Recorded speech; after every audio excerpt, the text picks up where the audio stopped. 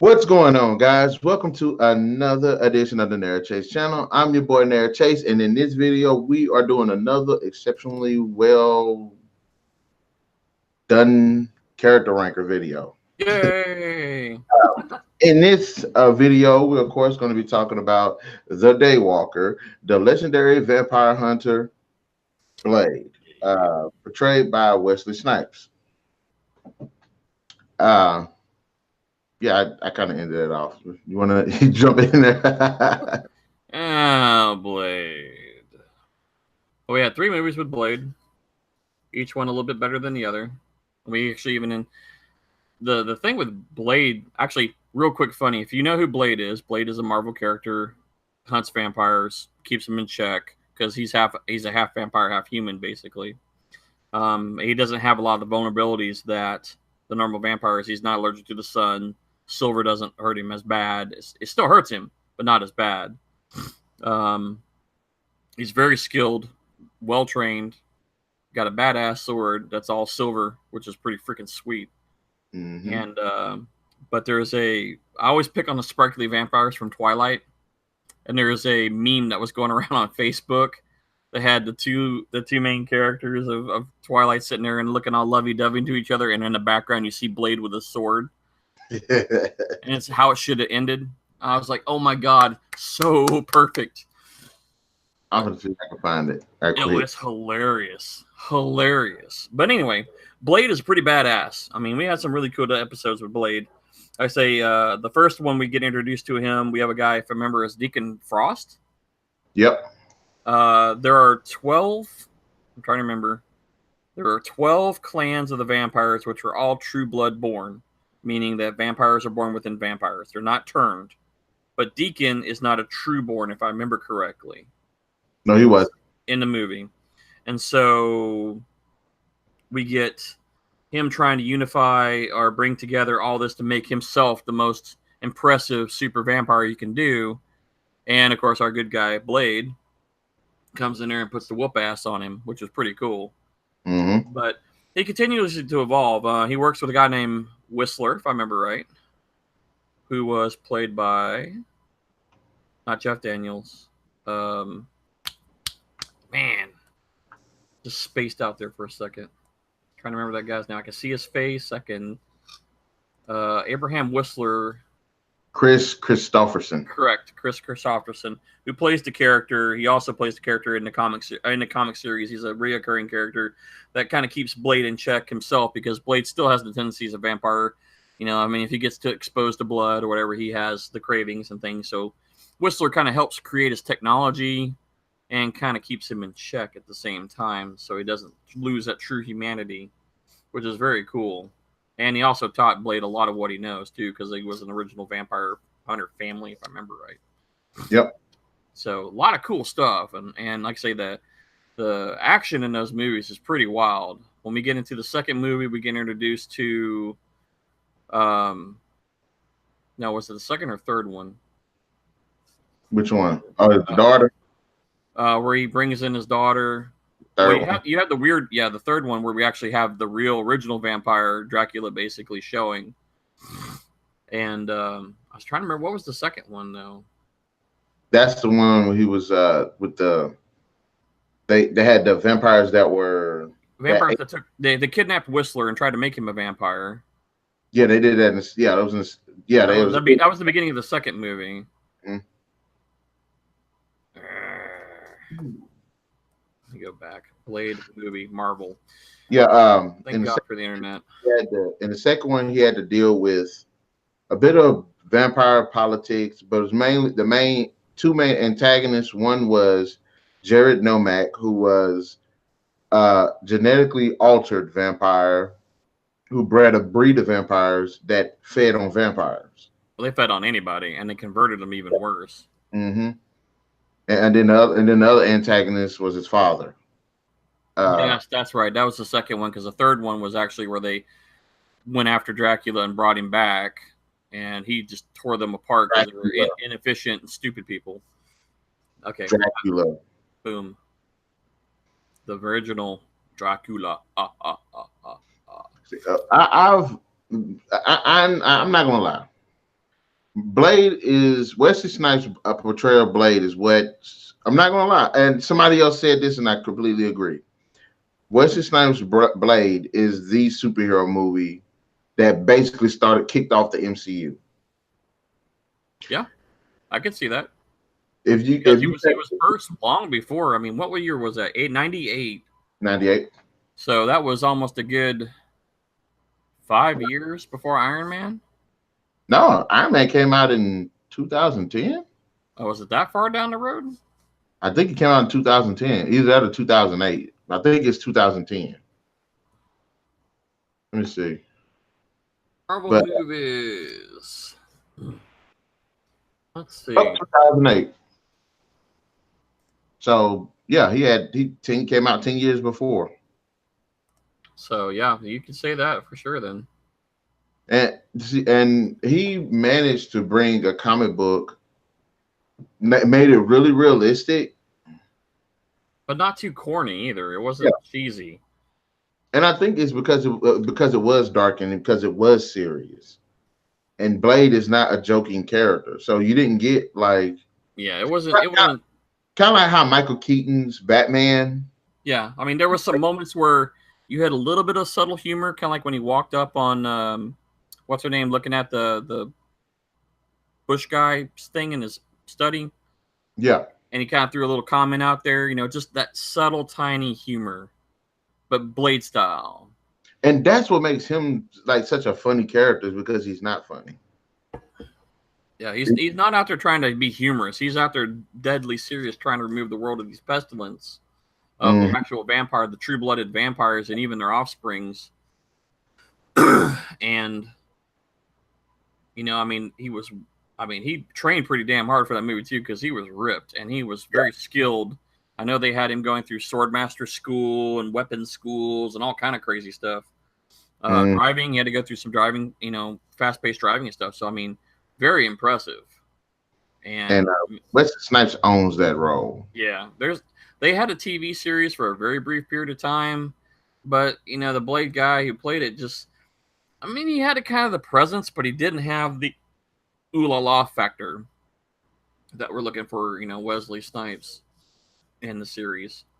What did you think about the the origin story that they showed in the film for him? Oh, his mom was bit by a vampire, and he was born basically, infused with some vampire blood. I think that's actually a pretty good, because he's basically a vampire, however they say it. He's a hybrid. Yeah. He's human vampire. Do you think they should have actually showed it? I think they actually kind of briefly did. They showed like her bleeding and everything, but I don't think they didn't show his childbirth or anything. But I mean, they he basically, my mom was bit, and they show her getting attacked, and then she came into the church, bleeding out her neck and stuff, and it kind of faded in and out of details. But he kind of came back to him finishing up the story, just telling you the story, not actually seeing the action happen anymore. Mm-hmm. But I mean, it worked. It was effective. I mean, we didn't really need to spend a lot of time on the where or how. I mean, we just know that he is, how he became it was great. Half breed, and then the church took over and basically, raised him as a vampire killer. Mm-hmm. Or they gave him the Whistler, basically, and Whistler taught him everything that he knows and some. Of course, he doesn't age like humans either. His aging time is slowed down dramatically. I mean, he still gets old, and I'm sure he could rejuvenate if he had enough blood, but for the most part, he still ages, just not at a pace like us. Maybe like 10 years to one or something like that. What did you think of his outfit? Leather and stainless silver and the overcoat and stuff like that. I like the trench coat with a blade cut in the back of it. I liked it. I liked it too, but there were certain sequences that happened in the movies where I was like, it doesn't seem right. Doesn't fit. There's some sequences you see him walking down the street in the middle of broad daylight. Yeah. And you see his guns. You can see the sword and stuff. I'm like, but he got the most subtle. Why doesn't he get stopped by the cops or anything? Yeah, or why isn't it to where it's not trans? where okay, depending on what outfit he's wearing, like he could have it on his back, but if he's going out in a day, why not have it in his trench coat or something? Yeah, we also had that body armor too. I mean, he kept a big thing of body armor. Did you like the body armor, or did you like the vest that he had? Because it was, and I know the third movie, he had the vest. Well, he does have a vest, but the one I'm trying to see which one this is. I think this is the one from. I think this is the one from the second movie, where he's got. Let me make sure. Yeah, this is the one from the second movie, where he has the trench coat, but the upper vest has the clasps on it versus the what looks less. It looks less a vest. Like the first one, he had more of a vest on with broader padding and stuff. And Yeah, not as tactical looking. But then in the second movie, he had the coat, but he had a tighter armor setup and the bigger guns on the side holsters. I like that one better than I like the first one. The first one was just enough to give us a taste, and then the third one is completely different altogether. It's not as much tactical. It has the plating and stuff in it, but it's completely revamped from the first two movies. I do like the first one a little bit more because it does seem like it's more tactical, and I'm glad they kind of carried that over a little bit into the second film. Yeah, you gotta understand how much weapon systems he carries with him. I mean, just in the second movie alone, you saw introduction of the boomerang, the light grenades. I like those punching things with the garlic in it. It was silver. That was awesome, man. What was the other cool thing he had? Well, the sword. I love the sword. I'm just a diehard sword fan. So, especially when in the second movie when he comes out of the blood pool and it's coming up on that one guy who betrayed him, and he just his sword pops out of that dude's hand because it has that booby trap in it. Catches it in the air and freaking slices him in half before the guy can even say a word, and everybody's like, "Oh crap!" And I think, and that's why I say it's like Wesley Snipes owns that role. Like he deserves thumbs up. He completely deserves a thumbs up for it because I don't really see anybody taking that role. I mean, we saw this TV series, and the guy who was in the TV series wasn't too bad. I mean, he carried that presence on, but the TV series didn't have him quite as bad. I don't want to say badass, but I mean they were drawing out the story a little bit. I just think it's because of Wesley Snipes. But like there are some there's levels to acting. There are some actors that when they play roles of like badass, they naturally look it. Oh yeah, he fits it without a doubt. Actually, naturally looked the part and felt the part. The other guy, not saying he's not a good actor, but it seems like he wasn't like a natural fit, but he was acting. He was actually acting it, kind of like with Angelina Jolie as Laura Croft. She naturally fits that role. She doesn't have to act. Yeah, it just drops right in. Yeah, so I think Wesley Snipes actually just fits the role. Oh yeah, without a doubt. I mean, I had a hard time kind of watching the show because I was expecting him. It's like when you have a movie go to a TV show format and they don't carry on the same actors and you have to deal with somebody else. You have expectations. I mean, granted, the character who played the TV show was okay. It was entertaining, but it wasn't Wesley Snipes. Yeah. Mr. Sticky Fingers, this is nothing against you. I actually liked his roles in the films and how in the first film he was very important to the story. And I want to say the second film he was very important to the story too. The third film, I don't think he was really that important to the story. Like the first film, the bad guys needed him. The second film, the bad guys needed him. But the third film, he didn't, you know what I'm saying? He wasn't a necessity at that point. He was more enforcing than he was a participant in one form or fashion. And I think I'm not sure. Like, do you think they could have had Blade films with just Blade and not Whistler? Do you think Blade's character was strong enough to just pull the movie by himself with no help from any other character? Well, that depends on how you want to see or entertain the conversion from comic to real time. I mean, if you read the comics, Whistler is a critical part of the show or of the series. But I mean, there are episodes where he is by himself solo. So it is possible. You don't have to have Whistler in every freaking movie, but you have their, what do you say, presence or something is kind of known, like Whistler left me something or Whistler gave me a new toy, even though you don't see him, but you know he's there and the character can still carry on the storyline as is. So, I mean, I have a little mix there. I think the second one gave him a driving factor to get, keep Whistler into the series, although I think he ends up dying anyway, if I remember right.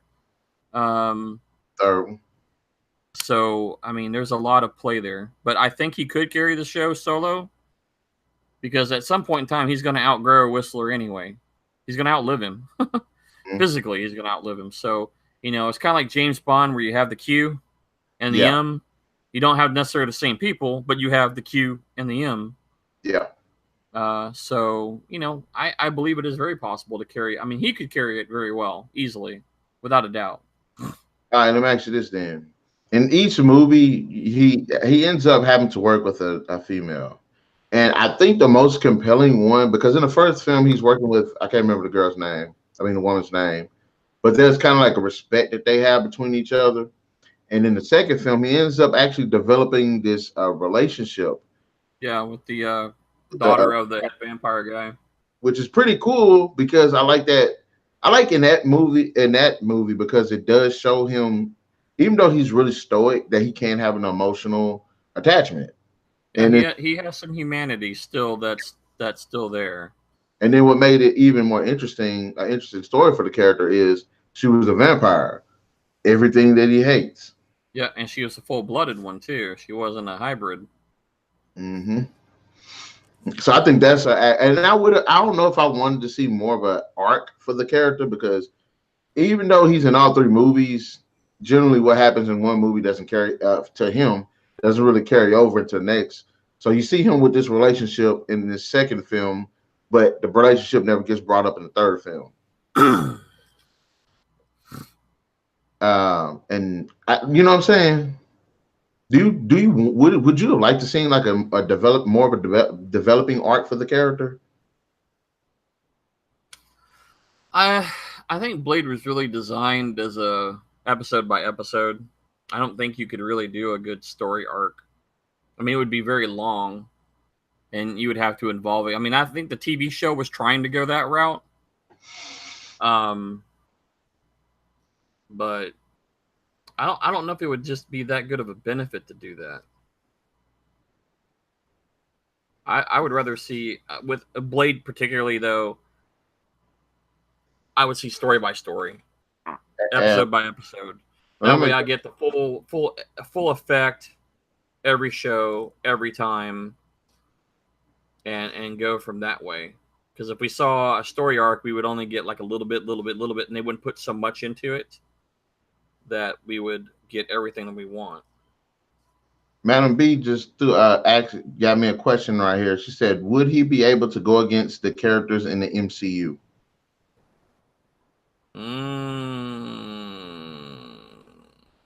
I actually would not mind. I think him and Cap could go well. Yes. I wouldn't. I don't think Iron Man would stomp his ass pretty hard, if not kill him. Hulk would just beat the crap out of him. I don't think he could survive Hulk.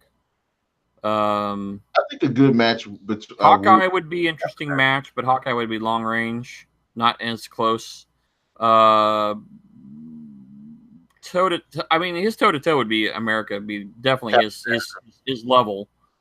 Black Widow would probably put a good fight, but she would lose. Because she had plot armor. Sorry, I like Black Widow, but there are certain moments in the movies she's fighting some kind of superpower being, and she should be knocked out, but she don't get knocked out. She should be like flat damn dead and survives. Yeah, in general, Thor would stomp him pretty easy. I would say he'd stick with. I mean, he would have a good fight, but he couldn't beat Thor. I don't see the ability there. Only ones you can pretty much say is he could probably fight with Black Panther, the Winter Soldier, Yeah, and Captain America. He yeah, fight yeah. on level with, because they're Yeah, their all skill level would be very equal to him, very easily. like, okay. Do you remember on Captain America Civil War, the tunnel chase scene where they were running? Mm-hmm. Can you see Blade doing that? Oh yeah, Oh, they could keep up with him. okay. Like the Okay.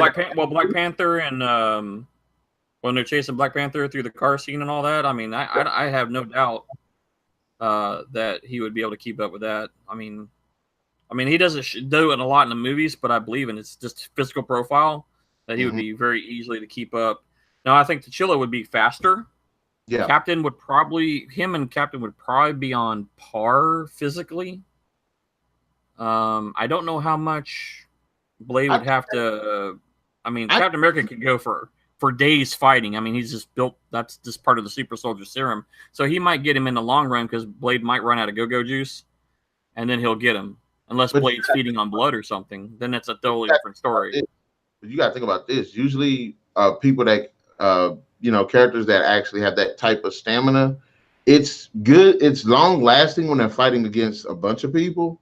But when you're fighting someone that's actually on your level, yeah, it drains you. See, the advantage that he could have in that case, and it may be a slight advantage, is if he actually went to the blood department and sucked on somebody, and then he would have maybe full, a darn good 1-for-1 right there. I mean, he would be on. And not to mention, he's an actual good martial artist. Yes, he's been training his entire life from infancy all the way up. I mean, really. And he has the physical abilities and strengths. I mean, he's got a lot of strengths and stuff of the vampires themselves, which are pretty fast and pretty quick. But, the super soldier serum is what puts him on par with him. I mean, in comparison, in generally speaking, there are a lot of characters who could probably really kick his butt. But in our general knowledge, I think, the Cap, Bucky, T'Challa would be right in his fighting style and realm. Although I think Black Widow could fight in his style, she just wouldn't be able to physically endure it. Yeah. For a long period of time, he'd beat her easily. So.